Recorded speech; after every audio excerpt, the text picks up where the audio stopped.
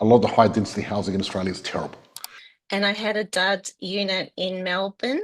I was on the body corp, so I could see all the issues with legals and leaks and prices just going up. So it was very negatively geared. So I had to make a very difficult emotional decision to sell at a bit of a loss, but just free up my money. How long did you own it for? 2-3 years. Yeah. So I just had to write that off as a learning experience. And I just needed to free up that money to leverage it better. I mean, a lot of people might want to give up at that point, because I know at one point you were told you couldn't get a borrowing capacity. Yeah. I suppose just getting to the next tax return that might change things and sort of jiggling things. Every year, your wage is going to go down. Every year, your buying power goes down. Every year, things are going to inflate and go up. But hard assets are going to inflate. That is the fact of it. I think at one stage there's 2,000 people migrating to Australia every day. I thought they've all got to live somewhere, might as well, just was a no-brainer to me to get onto property. Really, what we need to do is we need to increase the supply. We need more properties to fix the housing crisis, not more buyers or more money to buy property. Time is running out for everyone. This is probably the last property boom in the 20s. And in the next 10, 15 years, people won't be able to afford property anymore. All right, team. Well, welcome to Thursday night's Money for Life Mastermind. Clearly, I am not George. George is traveling at the moment in the US. So I'm Michelle, if you haven't met me, one of the property coaches at Positive Property, and I'm going to be hosting you for the session tonight. So here's how tonight's going to run. So first, George has sent us a video update of the state of the nation. So that's just an update of the property market, where things are at and things like that. Then we've got, I'm going to do a case study with one of my amazing clients, Jane Wilson, who's here with us at the top here. And she's got an incredible story that we're going to share, and it's going to be really inspirational for everyone. But the topic of tonight is the top 3 things that you need for successful property investing. So that's what we're going to delve into a little bit later. But I'd love to start with a little icebreaker, which is one word. Just type in the chat one word that sums up your property investing journey so far. Slow, challenging, unlucky. What else? Something good, hopefully. Just starting. Motivating, interesting, positive, challenging, mixed bag, exciting, frustrating, great, challenging, rolling. I love it. Yeah, so you can see that you can see that, there's challenges along the way, and this is exactly why we have the community, the circle of safety, the coaches, and everything to help you with those challenges. Lee's waiting. What else? Advancing, bit of everything. Yeah. So if it was easy, everyone would be doing it, right? So that's why we're here together, helping each other move through all of these ups and downs. All right. So, so grab your beverage of choice, guys, wine, coffee, water, whatever it is. Let's sit back and let's get an update on the market from George. I don't know if he did it in LA or wherever he did it, but yeah, it's an update snapshot of the market. So Kim, can you just play the state of the nation for us? Hello, George Markowski here, coming to you from LA. I'm currently in Hollywood, and I thought I'd pre-record this and say hello to everyone. So welcome to your weekly Money for Life. I'm going to endeavour, while I'm doing my America trip, to keep you updated on what's been going on. We'll do a weekly video, and then my team are going to jump on and do other things as well. What I'd like to mention is I'd like everyone to type in their questions, because what I'm going to do is do a Q&A next week, a long Q&A, so the more questions the better, so I can really get into depth. What am I doing here? I'm here in the States because I've just went to a conference in Palm Springs, spent some time with some of the most successful businesses and coaching businesses from around the world. We got to talk to people like Sabri Subi came along from Shark Tank from Australia. Then we had Ryan Dice, he came along as well from Digital Marketer. So we had some really big names there, a lot of learning. and learning how to, I guess, improve my business, be a better coach, and be a better founder. And got a lot of work, but that's okay. That's what it's all about. The journey. It's all about the journey and the journey, not the destination. That's what we're going to realize. But now, let's talk about the state of the nation, what's happening in Australia, and fill you in. Let me share my screen. Tonight's topic is going to be the top 3 things you need to succeed. And Michelle is going to be talking with one of our members, Jane, about this tonight, which is great. So welcome, Jane. Welcome, Michelle. You're right here, right now, listening, which is great. So, state of the nation. Australia is getting a lot of immigration. And it's no secret, but Australians are actually getting fed up. A recent opinion poll showed that 66% of Australians want immigration reduced to help fix the housing crisis. So this is the preferred policies to address the housing crisis. What people support, what don't. Step 1, increase home buyers grants. So 69% of people support that. Well, guess what? It's not going to help. This is actually going to be detrimental to the housing crisis. What you've got to understand is there's demand and supply.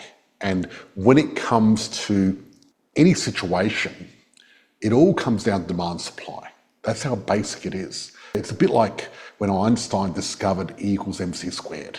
One little equation that shows us the whole universe and how it works on the large scale. Pretty amazing. E equals mc squared is so powerful that with that equation, we can actually find out about gravity, about where planets go, about everything. So the supply and demand, when it comes to capitalism and people and the way people act, the supply and demand is the simple equation that determines all of it. And what we're going to do is look at things and go, okay, if there's a housing crisis, what does that mean? It means that we've got too much demand, not enough supply. So how do we fix it? Well, to fix, if there's too much demand, not enough supply, to fix it, what you need to do is increase supply. I'm going to say this again. You've got to increase supply to fix the problem. Now, any policy that increases demand is actually doing the opposite. And I wish I could repeat this over and over again to our governments, to people, and to everyone, because people are just not listening. And I don't know what's wrong with them. Are they stupid or something? Don't they understand how this works? So if you increase first home buyer grants, what you're doing is increase demand. The rental crisis gets worse. Next one, reduce the rate of international immigration. Yes, that's a demand thing. So if you get less people coming to Australia, there's less demand for property. That will help the rental crisis. Increase support for the first home buyers through shared equity scheme. Once again, all this does is create more demand and doesn't help the supply. So it doesn't fix the housing crisis, it makes it worse. Investing more in social housing increases the supply. So this actually helps the housing crisis. Limiting rent increase for private renters, then what that does is that reduces the supply because then less people want to invest. So it doesn't help the housing crisis, makes it worse. Allow first home buyers to access to superannuation. This one is an interesting one, and I'm not that against it. The thing is, your superannuation is your retirement fund, and a house is probably the best retirement fund you can ever get. So first homeowners, if they could access their super and buy property, does it help the supply? No. Does it increase demand? Yes. But will it help people? Yes. Reduce tax breaks for investors. Okay, so investors buy less properties are built, that reduces the supply. Doesn't help. Change planning and zoning rules to allow more high density housing. This can help, but a lot of the high density housing in Australia is terrible. So I thought I'd go through this so you can understand my frustration and also understand that really what we need to do is we need to increase the supply. We need more properties to fix the housing crisis, not more buyers or more money to buy property. That's it. That's my rant. Now I'm going to move on. This is more about Australians are fed up with high immigration. True, 71% of Australians think the country should pause new immigration until there's enough infrastructure like schools, roads, hospitals, housing to support more growth. And I agree. I think that we are a land built on immigration. My parents were immigrants. They came to this country from Macedonia back in the 1960s. So the thing is, I'm not against immigration. I'm an immigrant. Well, I'm not an immigrant. I was born in Australia. I'm born and bred. But my parents are immigrants, so there you go. So I'm not against immigration. However, I'm against the crazy immigration we've got at the moment because I don't think it helps anyone. And I think what we need to do is reduce the immigration, make it sustainable, make it so we actually don't have a housing crisis. We can build infrastructure around people and have steady growth of immigration bit by bit, because that's the only way we're going to fix the housing supply problem. And really, at the end of the day, when we think about immigration, we need to think, okay, the people that are already here, what are we doing for them, right? Because they're already here. We need to look after people here. And then when the immigrants come here, we need to look after them, because we're going to live in a country where we don't, I'm in LA at the moment and I've walked past a lot of homeless people. And I don't want Australia to become like that. And I've been very proud of Australia, the way we haven't had many homeless people. But unfortunately, that's changing. And it's a sad thing. And now, we always follow what happens in the UK and America and places like that, unfortunately. And what's happening in America at the moment is BlackRock are going around buying up everything, buying all the properties, because they know they're such a good deal. And what are BlackRock doing in Australia at the moment? Buying properties as well. So this is the last opportunity for people to be sovereign, to own their own property, own their own destiny, because there's going to be two types of people in the future. The people that thank their lucky stars they listened to myself and other people like me and actually got into the investing in property while it was still possible. And then there's going to be people that never ended up going there, that are never even going to own a property and never going to create financial freedom. And they're going to look back towards now and go, wow, I can't believe that was the last chance. Time is running out for everyone. This is probably the last property boom of the 20s. And in the next 10, 15 years, people won't be able to afford property anymore. There's an opportunity to get in there and grab it now or miss out. So more about immigration, what we've spoken about already. At the end of the day, we need sustainable immigration, right? So the Albanese government persists with record immigration because it's politically convenient. Why? India and China, Australia's biggest migrant sources, vote heavily for Labor. High immigration splits the coalition vote and actually pushes a lot of people to one nation. So that's the other thing what's happening. And with more immigration, what's happening is the political parties and people are getting divided, left and right, and we're becoming more like America, where I think Australia, the way we are, is better. Because, here in America, I'm surprised. You talk to people, and some people that are liberal, they want to find out if you like Trump. And if you like Trump, they're not going to talk to you, not going to be friends with you. Or if you're a Republican, vice versa. They hate each other. And I've never experienced that in Australia. I don't care if you vote Labor or Liberal or One Nation. It doesn't matter. I mean, your choice to who you want to vote for, and no reason for me to be upset. So it's interesting how they're so divided here and hate each other, and people won't even marry or date each other from a different political party, which is crazy. Like, I would never ask that. I never asked Christina when I married her, are you Liberal or Labor? It didn't matter. So look at this, net overseas migration. So the blue line here is normal migration, and you can see that red balance. We average around 80,000 people a year coming into Australia. And 80,000 people a year is actually really good, because it gives us enough people to help the economy, replace the birth rate, because believe it or not, if we didn't get immigration to Australia, our population would decline because we're not actually at replacement rate. We don't have enough babies to replace ourselves. So we do need immigration. And this is happening in the first world everywhere. Everyone thought there was a big population crisis and we're going to be overrun with, the population and everything else like that. Actually, it's the exact opposite. You look at Korea, South Korea, not North Korea, I don't know about North Korea, but South Korea, in 100 years, will only have 4 out of 100 people left in their population. That's if they continue going the way they're going. A lot of people in South Korea, Japan, they've got government programs for people to have sex. It's funny, in America and Australia, in the 70s and 80s, they were telling you, don't have sex. They were trying to stop people from doing it.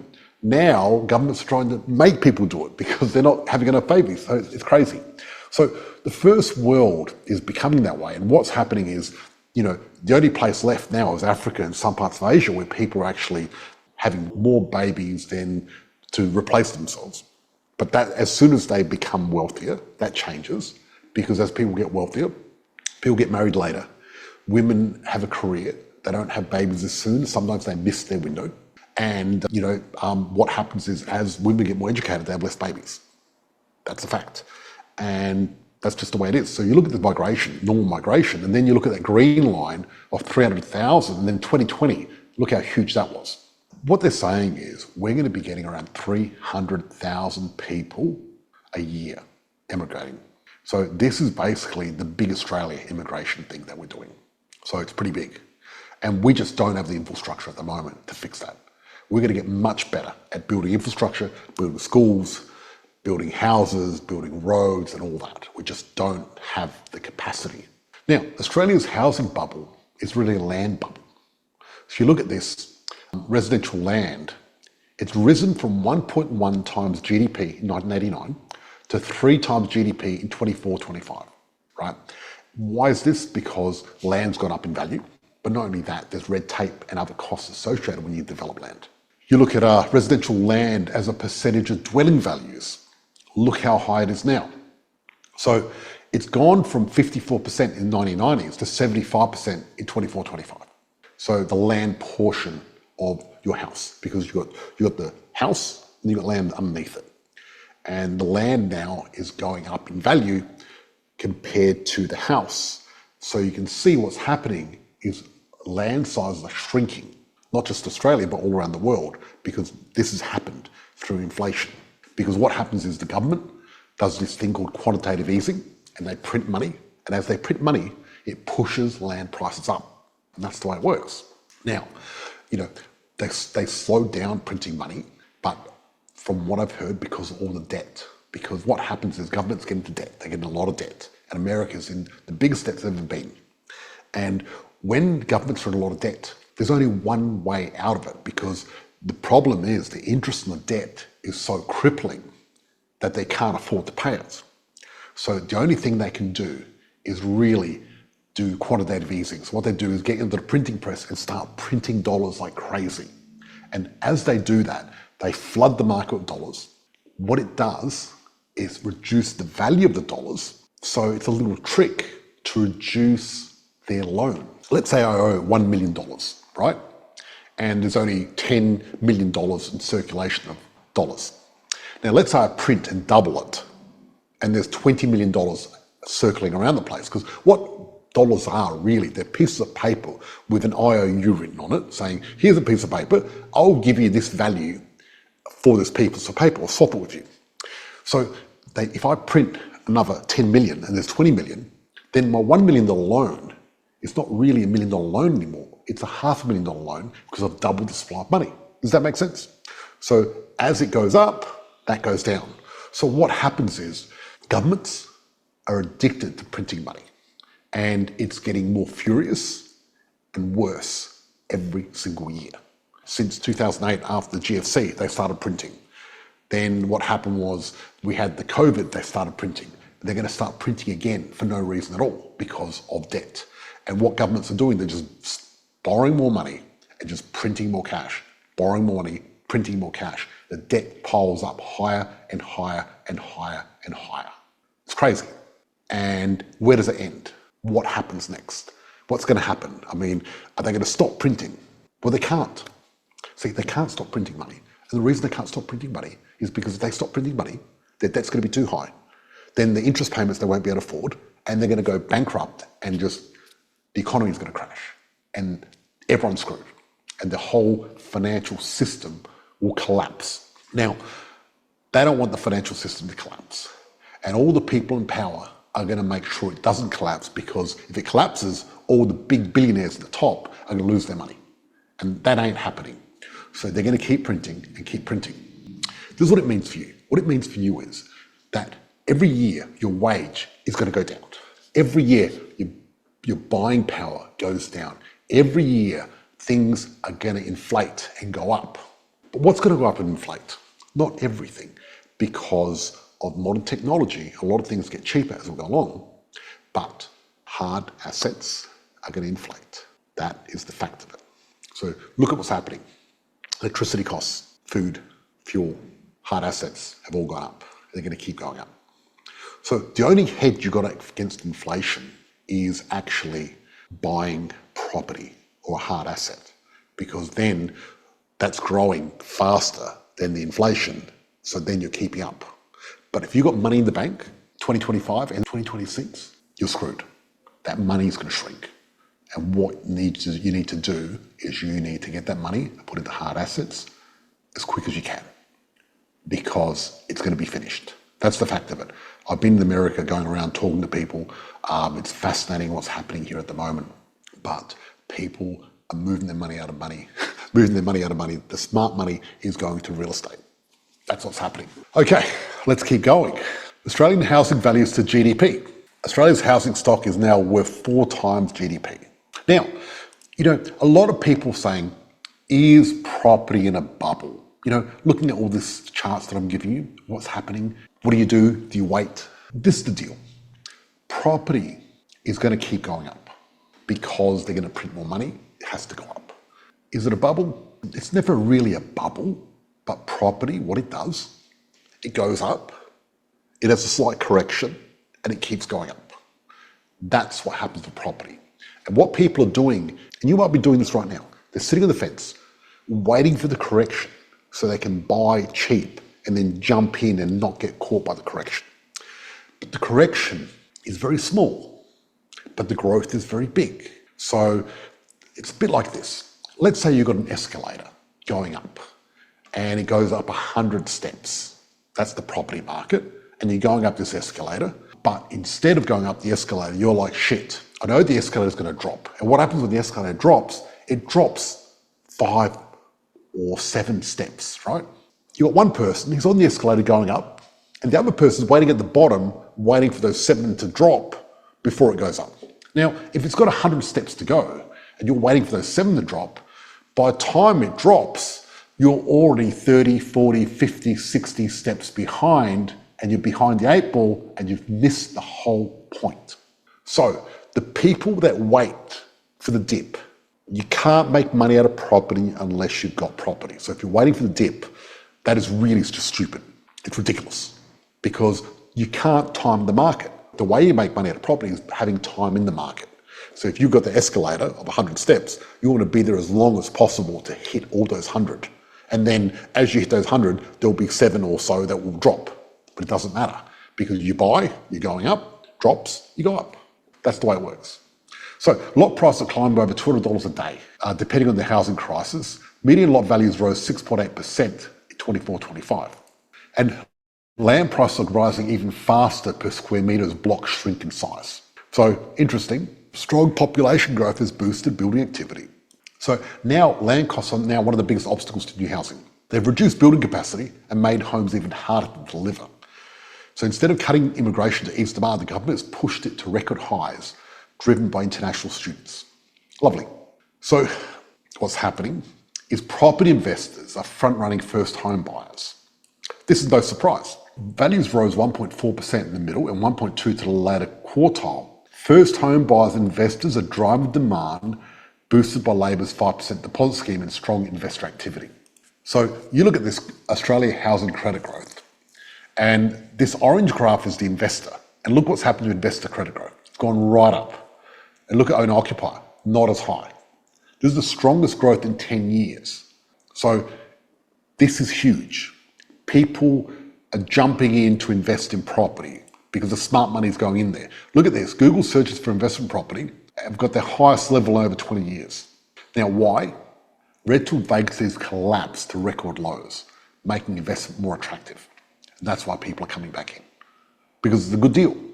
It's smart. So rental listings have fallen to record low, down 18% over the last year. As a result, rents are climbing again. So you buy a property, rents are going up, you make more money. That's a good investment. Rental growth is rising again across most cities. Investors are chasing higher prices and rents, creating more competition for first home buyers. So what's happening is the government's put this 5% deposit scheme, that's put a match underneath the first home buyers that are going in and jumping in. Now investors are competing with them jumping in, and everyone is going in and buying. The demand is going up. And when demand goes up, but supply hasn't gone up, it pushes prices up. So look at Australian dwelling values. With housing supply still tight, prices are set to keep climbing. especially at the affordable end of the market, even without more rate cuts. So we didn't get a rate cut in November. Normally we get a rate cut for my birthday in November, because my birthday is the 5th of November, which is around Melbourne Cup. They're saying they're not going to cut rates for a while because of inflation going up. So it looks like we're not going to have a rate cut for a while, depending on what happens in America. Because you look at America, they're in massive debt and they almost need to cut rates to cut the interest rate down so they can pay off their debt quicker. They're going to do that or print a lot of money or do both. So watch this space. I'll suggest 2026, America drops rates, USA drops rates, and they start printing like a mofo. And then Australia will follow suit and start dropping rates. And if America starts printing money, then everyone else starts printing as well to keep up the Joneses. That's what happened during COVID. So look at this, auction clearance rates have dropped. That's a good sign. It means the market has solidified, it's slowed down a little bit, which is good, because auction clearance rates, when they go up, price go up, when price go down, or stabilise, and that's what's happening, because we want a stable market. It's been going crazy for a long time. We need a breathing space. What I want to do is my investors to come in, buy all this property while it's relaxed. So FOMO is finally out and people have calmed down a bit. So reality check, sucks. FOMO out of housing market. Despite strong auction results, the housing market has cooled as the expectations of near-term rate cuts fade. The RBA signaled that no cut is likely until mid-next year, shifting buyer sentiment. This pause has eased the recent frenzy in the sub 2 million bracket, where many use the 5% deposit scheme. However, borrowing 95% still remains risky if rates rise. Many could face loan stress from higher payments. What does this mean? It means that if you haven't invested yet, you've got till June next year to get your shit together and do it. And like I said before, the Albanese government 5% deposit scheme has only fueled the housing boom, risking a generation of over-leveraged buyers. The RBA is at least holding rates steady, avoiding more pressure on prices. But if unemployment rises sharply, rate cuts could return by mid-2026. That's what's happening at the moment. The RBA skews Treasury housing propaganda. Treasury modelling of Labor's 5% deposit scheme has been widely criticised as unrealistic. The policy lets first home buyers purchase with 5% down, with taxpayers guaranteeing the remaining 15%. Thank you. I'm guaranteeing the remaining 15%. Treasury claimed it would lift home values by just 0.5% over 6 years. How hilarious is that? However, lateral economics estimate 3.5 to 6.6 price rise by 2026, not just 6 years, showing the policy will likely worsen affordability, not improve it. Hello, the increasing demand, not supply. Surprise, surprise. And you look at the areas here. In areas targeted by first home buyers where price fall on the scheme's caps, the impact is far greater. Property values in these segments are expected to jump by 5.3 to 9.9%. RBA's November report questioned Treasury's 5% deposit scheme model. It warned the scheme would push prices and borrowing higher with no limits or income caps. Like past policies, it will only make housing less affordable. Australia's housing market is becoming a state-backed, price-protected. Now, real people, real results. Enough theory, let's talk about proof. Our members are taking action, they're building portfolios and creating freedom. And this is what Money for Life looks like in action. What I'd like to do is congratulate Claudio. Claudio joined in August 2024. 3 properties in personal name, 1 settled. So he's got an orange belt now. Well done, Claudio. Claudio's commitment and follow through make him a standout. Dedicated, consistent, results driven. Dave, here's a picture of me and Dave. Dave's pretty cool. And Dave actually bought me a Monopoly set when I was in Bali. So thank you, Dave. I really appreciate that. Got that for my birthday. He works night shifts, yet still finds time and energy to take action. He faced challenges, but never gave up, staying positive and pushing forward. He purchased one in Caboolture and now buying a second property in Townsville, a true street smart investor, resilient, proactive, unstoppable, 3 properties. He's an orange belt. Excellent. There you go. Well, you know what? I quite enjoyed that. It was a lot of fun. My favorite time of the week is Thursday night, but actually it's now Tuesday, 7:30 at night here in LA, because tomorrow I'm actually flying to Fremont and then I'm off to San Francisco. And after that, I'm catching up with 2 of my good friends, Adam and Glenn, and we're going to be going to the Grand Prix. Anyway, thank you for watching. I'll leave this to Michelle to take over. enjoy, and I'll do another recording for you next week. Cheers. Bye-bye. Amazing. There's a lot of information to take in. I'd love to know in the chat one thing that you took away from that. What was the one kind of message that you took from all of that? Yeah. Hard assets. Yeah. Keep purchasing. Buy now. Yeah. Travel. Get in now. Yeah. I think he said we've got till June next year. Is that right? And congrats, Dave and Claudio, if you're here.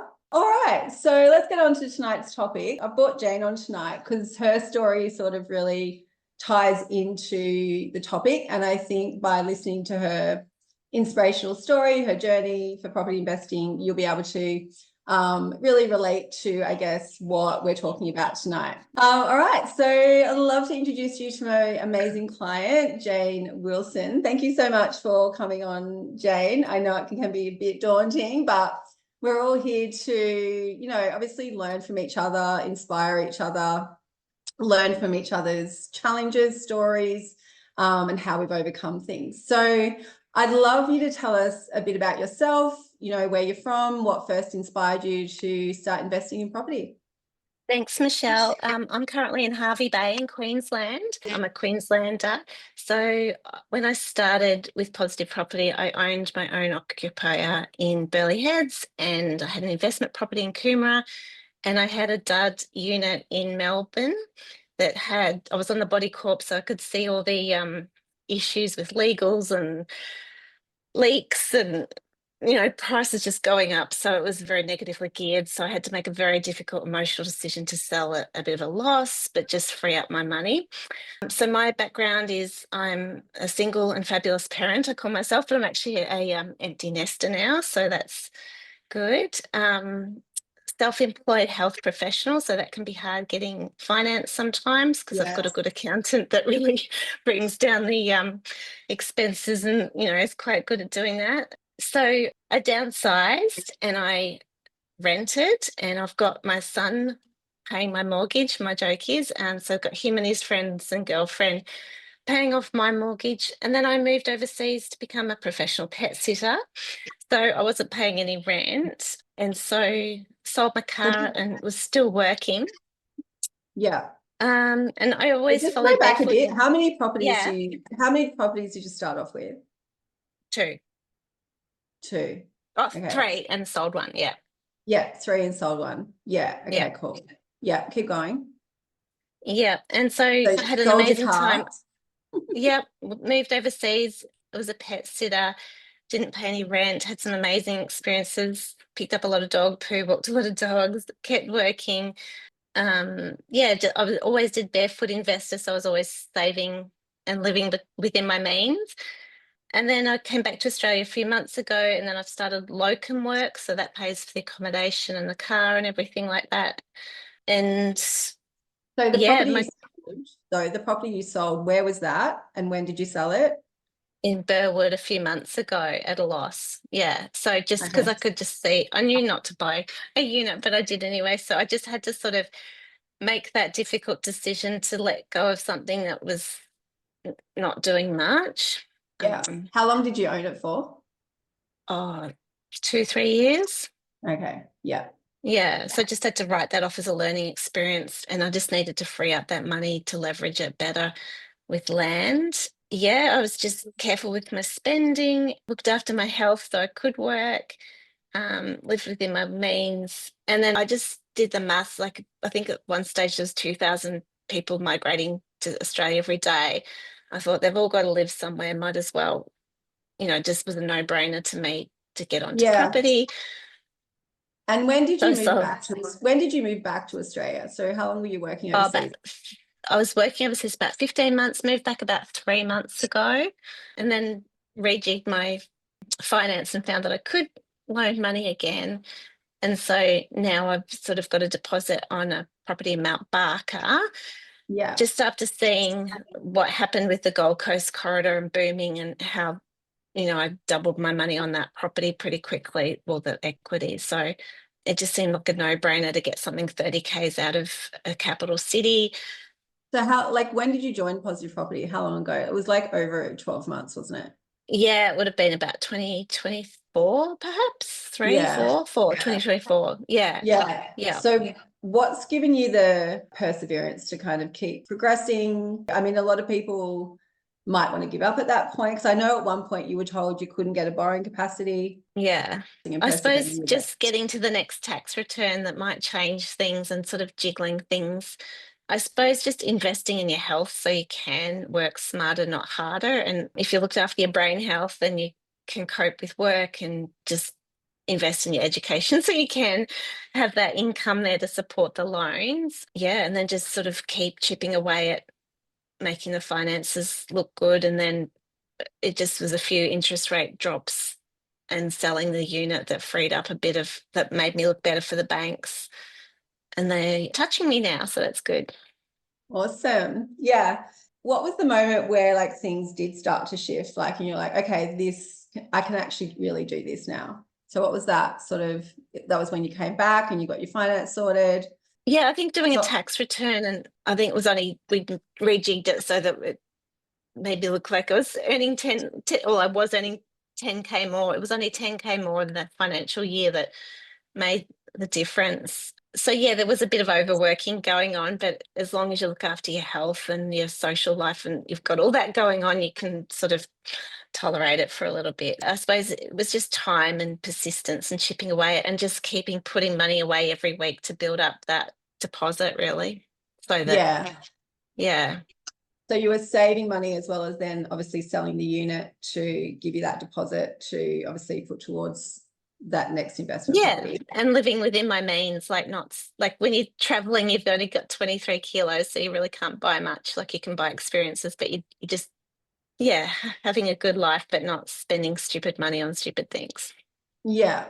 And so we stayed in contact, I guess, you know, whilst you were overseas, and just regular updates and, you know, where you were at and things like that. So I sort of knew exactly where you were at. And then obviously when you got back recently, I think we had maybe 2 conversations or less, 2 or 3. Yeah. And then you were quite decisive, I guess, in getting into that investment property. So I guess for the newer people as well, like how were you able to be just so decisive in the process?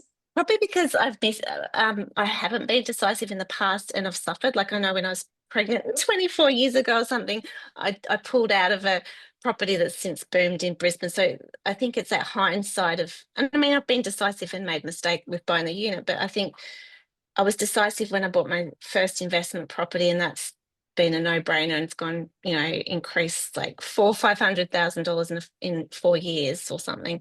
So I think, Yeah. like, it's that decide, commit, act sort of thing. And even if it's the wrong action, it's better than no action sometimes. And yeah, just taking the wins and the losses with everything, whether it's shares or crypto, and just sort of, yeah, doing nothing and sitting on the fence is probably the worst thing. Yeah. And what was the decision-making process like to obviously sell that unit? Like who helped you? How did you Do you know decide? who helped me? You know, Who? it's embarrassing. My friend Chat GPT was talking about the emotions, like as I talked about the emotions, like a sense of failure. I've bought this lemon. I need to.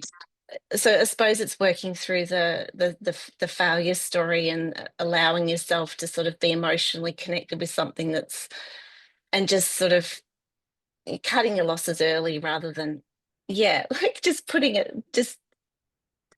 dealing with the emotions of, okay, you've made good decisions and bad decisions, but just make another decision. Yeah, that Japanese saying, if you're on the train in the wrong direction, get off quickly, or else you're going to pay too much fare to go back the other way. So it was just Yeah, like, yeah, I yeah. think being on the body corp, I could see the writing on the wall. I'm just like, oh no, this is just going to be a money pit. I'm getting out. Okay, awesome. And then you just decided to take that action. You made the decision, took the action, got it done. Yeah, amazing. Yeah, So yeah, yeah. awesome. I love that. So I guess looking back, like what would be the lessons? So you had 3 properties, you're now into you sold one, now you're into one with us. What would be the lessons along the way? I suppose just being kind to yourself when you do make a mistake and just put it down to experience and take the learnings from it. I suppose that conscientiousness and just chipping away at been really across where the money was going out and in, like not wasting money on stupid stuff, but also having a good life as well, like not, I suppose just sort of going at it all approaches, like saving, investing in your income potential, and just sort of reflecting on what was going well and what was not going well, and just playing the long game. Yeah. I think what I see with your story is definitely perseverance, definitely doing whatever it takes, not giving up, taking decisive action when you needed to, and then obviously coming back and, like, I think too, you're probably focused on the data and the numbers rather than having an emotional attachment to anything or getting bogged down in details that aren't really relevant as well. Yeah. And I'm about to buy a block of land with no property on it, and I've never built before, and there's obviously risks in that, but it's just like, we've got to take risks in life, and yes, it could blow out with the time and the everything, but I'm saving on the stamp duty, and just having I think with you guys was just having the confidence that I don't need to be in the same state and see the, going up or down. It's just, you can do it from afar. You don't have to sort of go and look at it. But yeah, I suppose it's just being decisive, taking a risk, and everything's reversible, isn't it? Like if, the unit I bought was reversible, everything's reversible if it goes wrong. So yeah. And what would you say to anyone who's facing their own challenges or doubts about whether they can make property investing work for them? I'd just say look after your brain health. Like if you're looking after your physical health, then the rest will flow, and just play the long game. And you don't need a husband. It's great. You can do it on your own if you need to. You can do it on your own. Yes.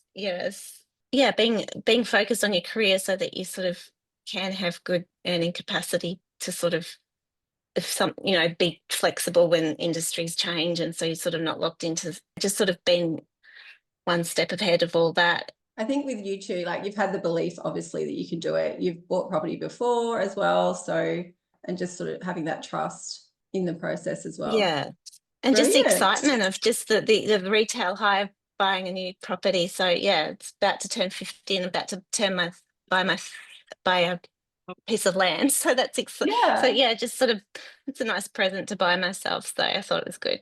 Yeah, and I mean, doing the cash flow calculator, you had a great cash flow calculator because you had a cash deposit. So it was quite, it was a really good, cash flow for you. So yeah, it's going to be all good.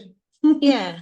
Amazing. Well, thank you, Jane, for sharing that story. Thanks, got some beautiful comments in here from all of our lovely members. Well done, Jane. What else? Thank you for sharing your journey. Great work, Jane. You can read all the comments there anyway. So thank you so much. I know, like, hearing from other people and just, how they've gone in their journey and what they've done does, obviously help all of our other members. So thank you so much for coming on tonight. And we're going to say goodbye to our Facebook group now. I'm just going to the private group and just go through our topic for tonight over the next 10 minutes or so, and then we're going to wrap this up. So goodbye, Facebook community.